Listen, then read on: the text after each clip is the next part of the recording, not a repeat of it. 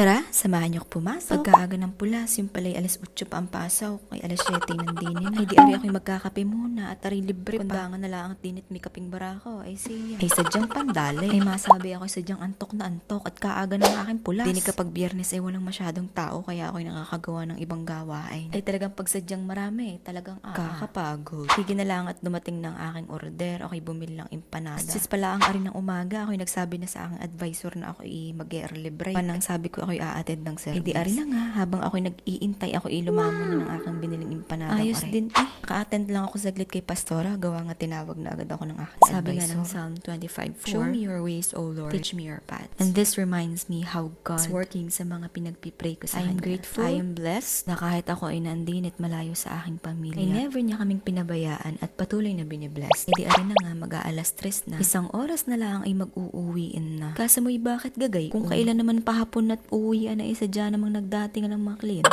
Bakit gagayon nga ni? Thank you Lord sa panibagong araw. Sa paano ga ako iuuwi na. Bye-bye ho. Aww.